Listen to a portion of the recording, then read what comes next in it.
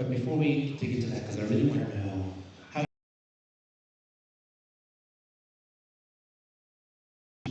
when it comes to the creative industry, artificial intelligence tools have begun to disrupt everything, from generative AI that produces images and text, to design assistance, content creation, video production, and so much more. Are these tools friends to the creative industry and creative professionals? Are they tools or are they threats? Today's conversation, we're hoping to dig a little bit deeper with the aim of understanding those opportunities as far as skills and skills development, how to support that investment, and how AI can aid in finding efficiencies, along with tackling some of the challenges that the tech presents. So, let's start with you, Ambassador. Tell me a little bit about your background first. So, contrary to belief, I actually started off as a technologist, and I still stay true to that today. And I somewhat, was lying on the playing fields of regulation needs to do more. And then I quickly got involved and realized that it's not regulation, that's the answer. And so I sat as an advisor to the African Union for a long time in terms of structuring tech policies, whether it be artificial intelligence, blockchain, quantum computing, data privacy, copyright. So that's been the evolution around that. And today I find myself as the ambassador of the African Union 6 region. And I mean, it must be such a dynamically changing field. Every week, every other day, we're seeing more technologies come out. How has that been for you to experience that kind of at the forefront as these things change and as the regulations, like you said, need to catch up or even be rewritten? Well, particularly I love it. I love being on the cutting edge and understanding, where we're headed to. I think what is required from an overall perspective is us understanding all our different policies and allowing ourselves to really streamline them. So, and allowing, for example, a data policy to talk to an AI policy that actually talks to, an entrepreneurship policy or talks to a creative arts industry policy, right? Like everything needs to cohesively sing like an orchestra at the end of the day. Yeah, so I'm particularly excited. I think, there's a lot that we can actually do right now. We have the tools, we have the knowledge, we have the know-how. It's just about how do we harmonize ourselves together. Yeah. Mr. Manetta, at Meta. Yes. You're also a creative, a writer, a published author. Yes. Tell us about how that intersects with your work at Meta. So I used to be a journalist, trained journalist, wrote for Sunday Times, Mail and Guardian, City Press.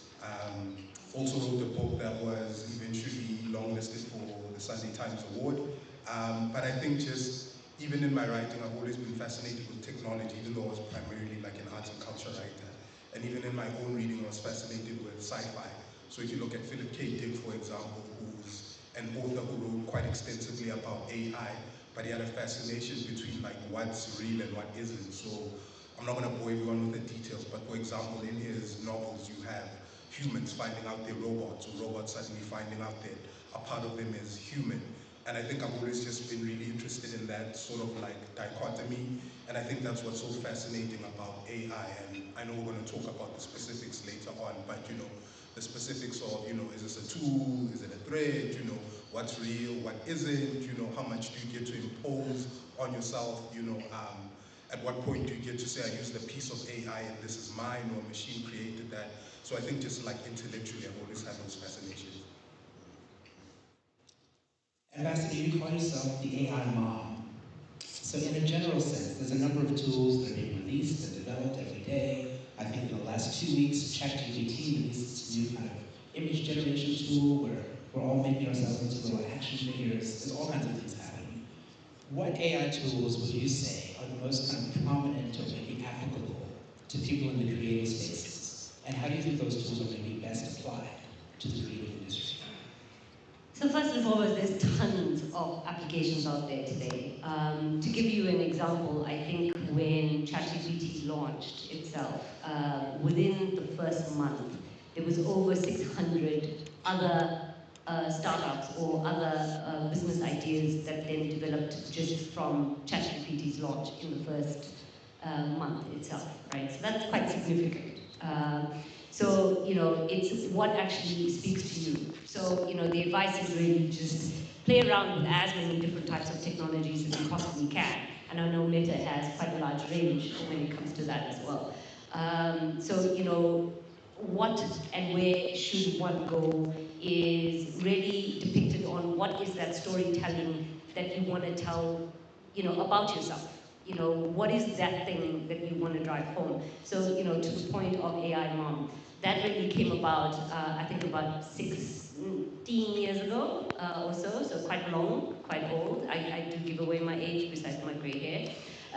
But that was, I was lecturing in a hall full of African women that was involved in machine learning at the time. And given all their different backgrounds, they found it a bit difficult to, address me by my full name. So they're like, what can we call you as a nickname? And that's how it kind of started way back when. When we have to talk about, the tech itself, I think we're seeing it do a lot of crazy things. You go to bed today and you wake up tomorrow and there's a new way of developing content. Okay, so that's something that you can either get fully immersed in and get lost in, or you can really try and say, well, you know what, I just want to use, for example, image generation to enhance my particular article that I've written, as an example. Or I want to particularly use voice-generated, AI voices to enhance, a particular character within the story. Or I want to be able to use AI to, help me really get the finesse so that I can have a bestseller out there. So it's just completely varied at this point in time. And I think I'd be naive if I had to say it's ABCD at this point. But to that, have you seen any interesting kind of use cases so far on the creative side? I think there's been lots. So, for example, there's been in KwaZulu-Natal we had the sinkholes that happened a few years ago, and there was an artist that came about and utilized AI to generate images for her fashion line to then sell and tell a story around that. So that was really profound. Because you're kind of doing two things at once. You're utilizing the tech, but you also, baselining it against the story that you want to achieve. There has been also, we've kind of democratized the creative space at the moment to the point that, anyone, anywhere with a phone can be able to have a studio operational, right? You can have a radio station that you want to do. You can go and have a blog post. You can go and start a podcast. So everything. You can do almost everything all at once as one person. So that's the sort of power that we kind of see at this moment. Yeah. Which fantastically leads me to my next question, because all of us touch Meta's group of apps and platforms every day. Myself this morning was probably from about 7 a.m. Sure. Where I was on many of your platforms. Tell us about how those platforms are integrating AI technology into them and how they kind of support creators. Okay, sure. I mean, I think I also, just very quickly, I think I take it for granted that not everyone knows what Meta is. They still think it's Facebook. So if you don't know, Meta is the parent company that owns Facebook, WhatsApp, Instagram, and Threads. Yeah, how we're looking to integrate AI into our family of apps is, I mean, our flagship product or AI offering is Meta AI. So if you go on WhatsApp, if you go on Instagram, if you go on Facebook, there's that little purple circle on your bottom right, and that's Meta AI. And the idea is that it's supposed to be a personal assistant, right? You don't have to leave any of our family of apps. If you want to search something quickly, if you want to generate an image, you're already on the app, and then you can use it. So like I said, it has image generation capabilities. You can chat to it via text. Obviously, it's a text generator as well. But I think some interesting use cases are in Nigeria, for example, like where Meta AI is in the top 10, like in terms of daily active usage globally. And they're using it primarily on WhatsApp. Because as you can tell, like people usually have in Nigeria device sharing, data is a bit more expensive, so people don't want to get off WhatsApp, for example, and go to Google and search something. they'll stay on the app, they'll search for something, and they're using it in group chats as well, which is quite astounding. So for example, we might have a group chat, we might be talking about Arsenal, and we have, we're deciding who the top goal scorer for Arsenal is. You can actually mention Meta AI, invoke it into the group chat, and it won't read any of the other messages. It'll just answer that particular message. So I think, yeah, that's where, we are currently. Number one, people using it to create content, but two, as a personal assistant, and I think number three, as a friend as well. It's something we actively encourage people to use as a friend who sort of knows everything. So if you go on Instagram, if you invoke it anyway, and you look at the prompts it gives you, it'll say stuff like, what should I read today? What should I cook today? Because primarily it's supposed to be a personal assistant that just so happens to know everything about everything.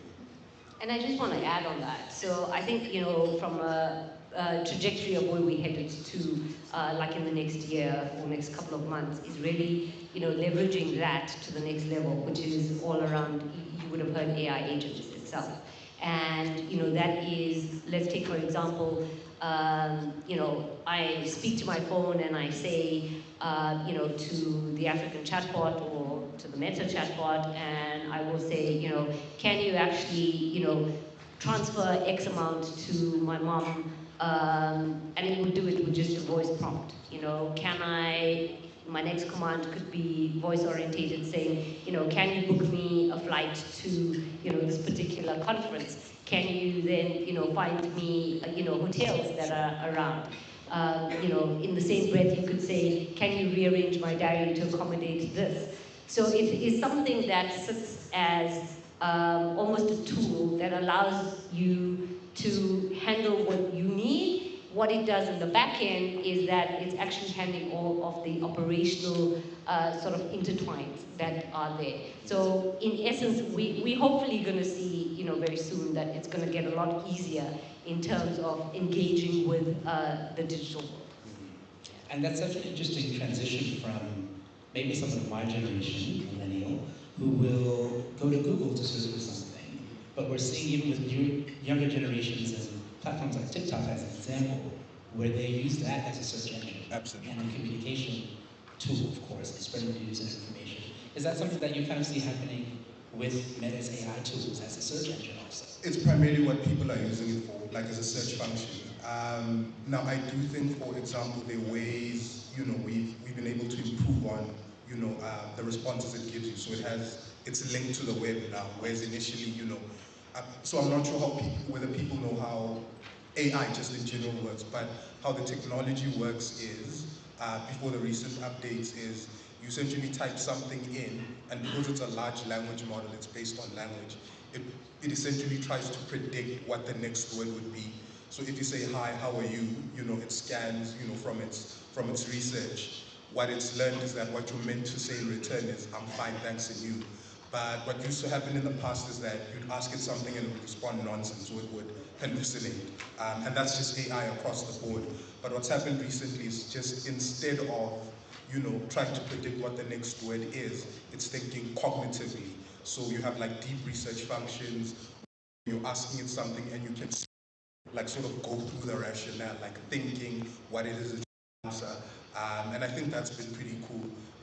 But yeah, people are usually using it primarily as a search function, but I think, very ominous. Yeah, but I think it's a whole lot more than that. I think, just looking at it just as a personal assistant is would be remiss. Like, people are using it as a script writer, people are using it to generate ideas, the entire apps that have been created on AI. So for example, if you saw me have my breakfast outside, like I literally count my calories. So you take a picture and, it tells you how many calories. Someone created that with AI, someone with no coding experience whatsoever. And so, these are some of the use cases we're seeing. Please tell me that only does that with food. It only does it with food. And Yeah. not my selfies. No. It just does it with If I take a selfie and start counting my calories, No. I'm going to show up at your door with questions. It's just Ethical questions. And several questions. Yeah. Ambassador, you were talking a little bit about a few things. One about the technology being able to remove certain barriers to, especially the creative industry, where if the tool is in your hand, you don't necessarily need to be published per se, but you can publish. How do you think these tools and technologies can be used to kind of grow the creative economy across the continent? Yeah, so I'll try and blend yours with, one of the sort of thoughts that were given earlier around solutions, and we're probably not doing enough of that. So, I think that we sit at a point where we find that we have, creative chaos that's happening at the moment because we have so many different tools and so many different things, and we can go in so many different directions. But it's all boiling down to the fact of, what is it that you want to drive, right? What is that end goal that you wish to see, right? And that takes some time because that means we as humans, we need to sit with ourselves, we need to understand ourselves, we need to collect our thoughts, and we need to say, what do we honestly want to see for ourselves, in the next 5 to 10 years. But over and above that, you need that guiding overall vision, right? And whether that's coming from a presidency level, whether that's coming from an African Union perspective, whether that's coming, filtered down or being filtered upward from yourself upward is the sort of blend that one needs to see. The sort of tools, that's the question, right, around specific tools. So I've seen AI avatars, that have come about. That's really cool. So it allows, for example, myself to attend at least 4 or 5 different meetings at the same time. But really understanding, how I would probably articulate myself in those different sessions. So it does cross some barriers, for sure. It raises, but the technology is there and it's in its infancy stages. I think other areas that I've seen is obviously the usual, AI sort of chat engagements that you have, be it, Metas or, ChatGPT, Sydney, Bard, Bing, and on we can go. All of that kind of allows you to summarize or give you an idea of a direction, right? Or flow of information. And then it's up to you to then, personalize that. I've also seen, as an example, it being just basically saying words and generating an entire video based on words, okay? So there's various ways that, the applications can be utilized. It is then just baseline again, at the end of the day as to that particular narrative. Yeah. We might actually have an example of a video like that, I believe. Ooh, okay. If that's not available now, we could maybe cue that up at the end of the discussion. But while we're finding that, maybe we could talk about some of the ethics around artificial intelligence and some of those ethical concerns, because there are many, I'm sure, and especially in a context like ours, both here and across the continent. What are some of those ethical concerns that you've come across when it comes to technology, integration, but especially AI? So I think information, disinformation, and the likes kind of really play a large role. I think we've also seen, for example, the AU commissioner himself, being privy to deepfake. We've also seen journalists, homegrown in South Africa, that have been, affected by that. I think that was about 1.5 years ago or so. And so, that in itself embeds a lot of questions. Someone today can generate a video, an image, a voice, everything that can synthesize who I am, who you are, who every single person out here is. And, how do we know and see authenticity? And this is where, ideas of putting in watermarks become really important. Also putting in a disclaimer that an AI was actually used to generate this content. That's becoming more important. So that's just one example around disinformation, misinformation. I think the second area is around bias, and this is something I'm sure, I know Rolf is particularly, passionate about. But, that's one area. And I think at the end of the day, we may have a list of how these different technologies are being adapted. So for example, for the African skin tone, we know that there's a large, not a particular kindness that's shown from the AI around recognizing, that. But having said that, equally so, we've seen now, that being eradicated. So I've worked with an AI company that has the ability to recognize skin diseases on African skin tone. Game changer. Okay, so at the end of the day, it is really about we can use it to be our friend, or we can use it to be our foe, and that's really the essence of the ethical applications. I'll maybe just give one more example, which is not to do with the creative arts industry, but I think it's a pertinent example anyway. We've had Morocco, as an example, had their flooding about a year ago.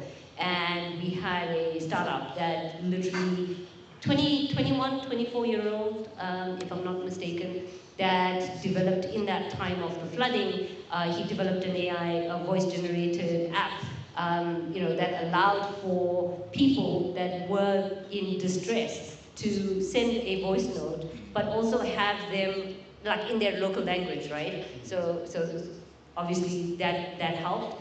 And then having to understand the geolocation, so then it dispatched, the necessary responses or emergency response that was required.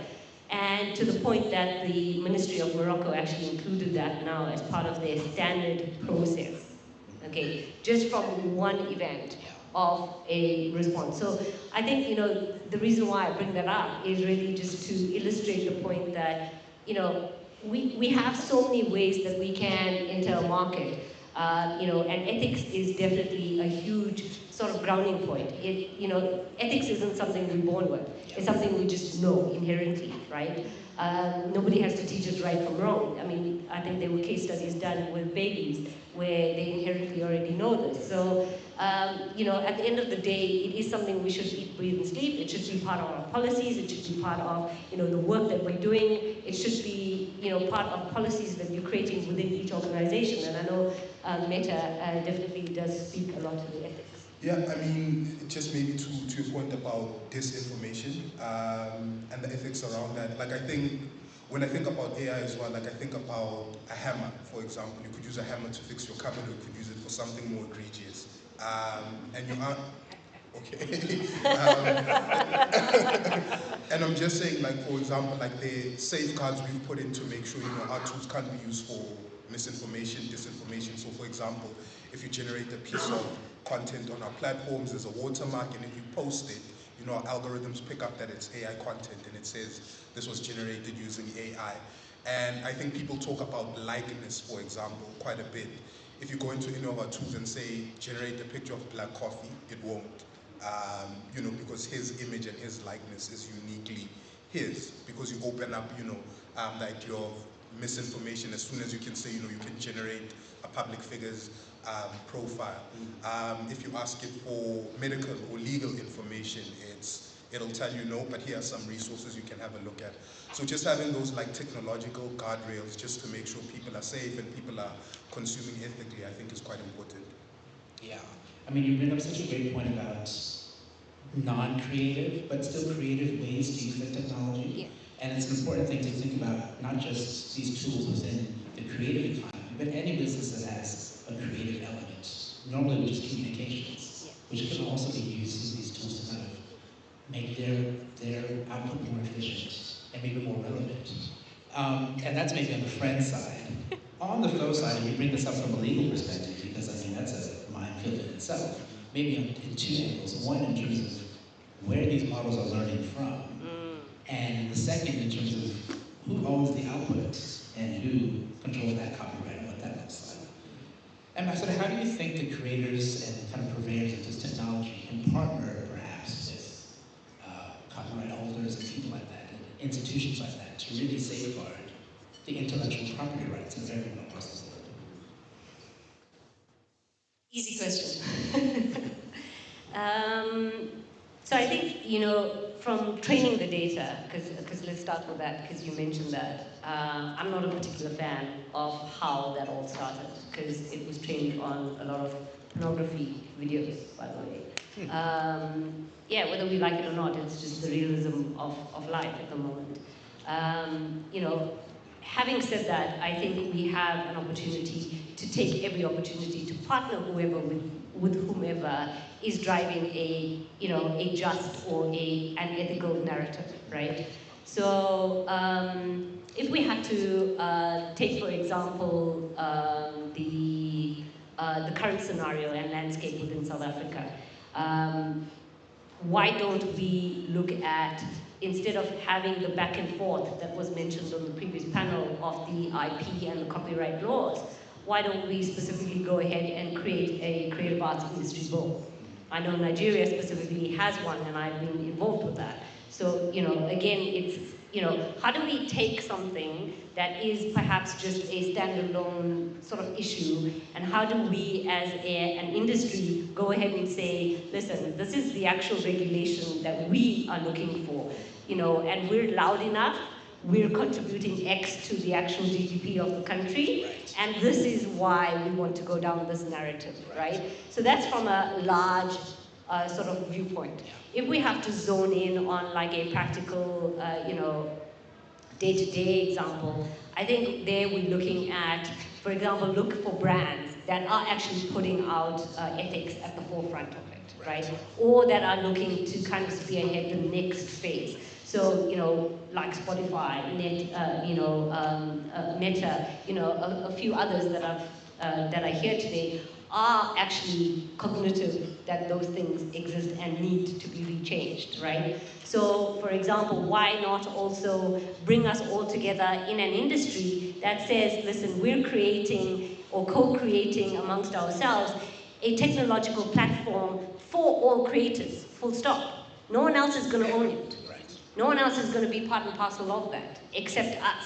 Because we're the industry, we understand and we know and we recognize what is actually needed, right? Whether it's a combination of artificial intelligence together with blockchain, together with, you know, anything and everything that you can think of, right?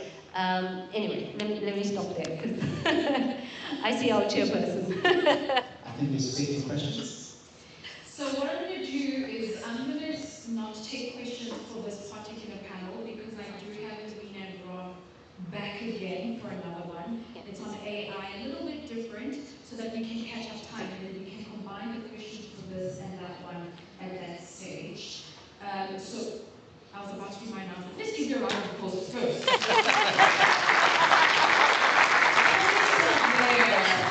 I ask you to please just come in front of the table, just so we can get a quick picture, and keep that for future and history. Thank you.